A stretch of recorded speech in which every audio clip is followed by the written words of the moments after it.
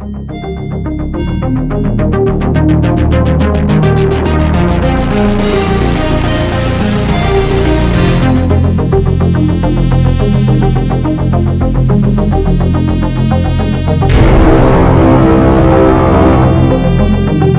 y est, la Falcon Heavy a enfin fait son premier vol. C'était mardi, j'ai fait un live dessus. Et comment dire, j'étais quand même assez excité, vous avez pu le remarquer. J'étais tout tremblant quand je tournais la vidéo. Ah, j'étais nerveux, hein, c'est sûr que si la fusée avait pété, j'aurais été très légèrement dégoûté.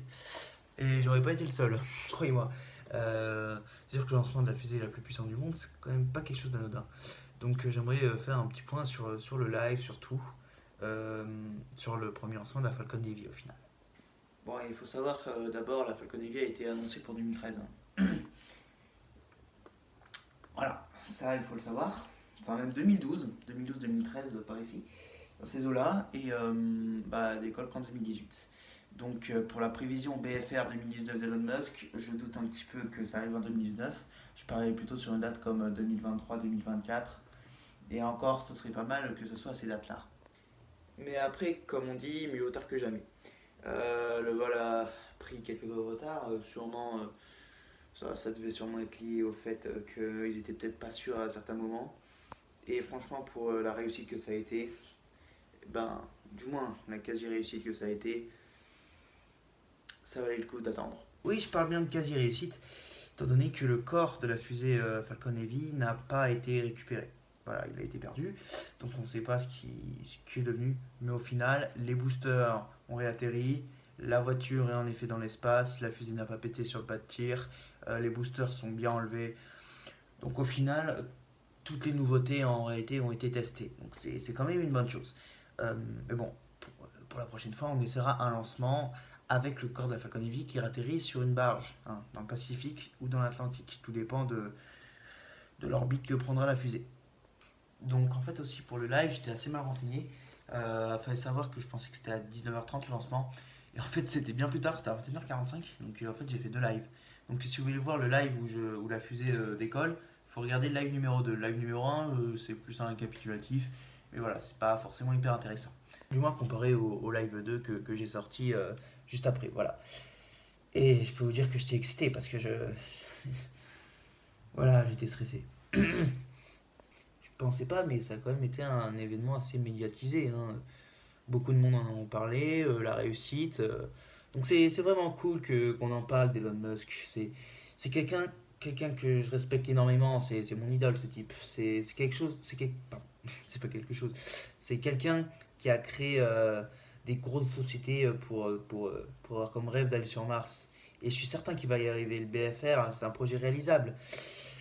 Voilà, beaucoup de gens sont sceptiques par rapport à ça, mais moi je dis qu'on veut, on peut. Et même si demain quelqu'un a envie de construire une fusée pour aller, je sais pas, coloniser une exoplanète à des années-lumière d'ici sur plusieurs générations, eh bien, si vraiment les personnes ont vraiment une volonté de faire à le faire, on pourra y arriver, croyez-moi. Je vous laisse imaginer à l'époque où Elon Musk était encore un enfant, qu'il avait peut-être mon âge, 15 ans, et qui disait, qui devait dire, s'il le disait, maman, plus tard, je vais envoyer des fusées dans l'espace. Bah, j'imagine sa mère à ce moment-là. Oui, mon petit Elon, bien sûr, tu feras ça plus tard. Avec évidemment la pensée qu'il n'y arrivera pas, évidemment, parce que on lance pas une fusée en claquant des doigts, faut le savoir.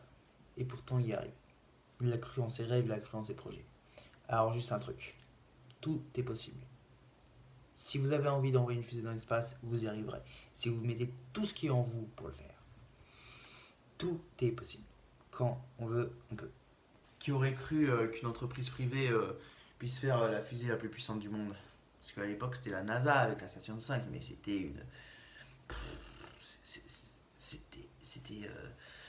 C'était une organisation nationale, c'était public. Là, on parle quand même d'une entreprise, une société privée. C'est quand même assez hallucinant qu'Elon Musk ait réussi à faire tout ça. Et puis, faut dire, le premier lancement de sa Falcon 1 qu'il a réussi, c'était en 2006. Ça fait 12 ans. Ça va faire 12 ans. Alors qu'on voit ce qu'a réussi à faire Elon Musk en 12 ans, et la NASA en 12 ans aussi, mais la NASA avait quand même beaucoup plus de moyens à ce moment-là.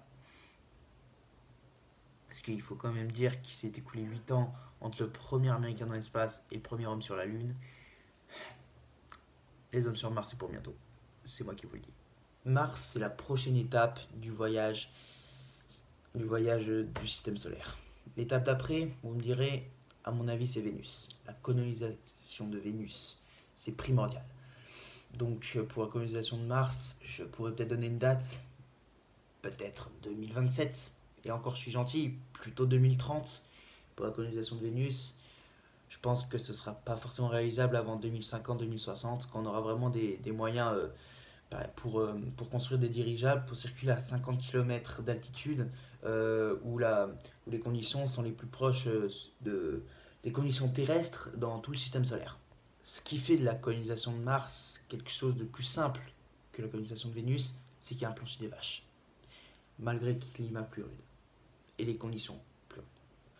Parce que la surface de Vénus, il fait très chaud, plus de 400 degrés. Et la nuit, je n'ose même pas imaginer la température qu'il fait. Il va faire extrêmement froid. Donc bon, je pense que Vénus, c'est l'étape d'après Mars. Je sais pas vous, si vous avez votre petite idée, mettez-y dans les commentaires. J'espère que cette vidéo récapitulative Elon Musk et ouverture sur peut-être les projets futurs de SpaceX ou même d'autres agences spatiales privées ou publiques. N'hésitez pas à commenter, à donner votre avis. J'ai vraiment pris du plaisir à faire cette vidéo, à faire le live. Franchement, c'est quelque chose que j'avais vraiment envie de faire. Et j'ai été ravi de vous faire partager tout ça. Voilà. Sur ce, je vous dis salut, à la prochaine. C'était Sablir.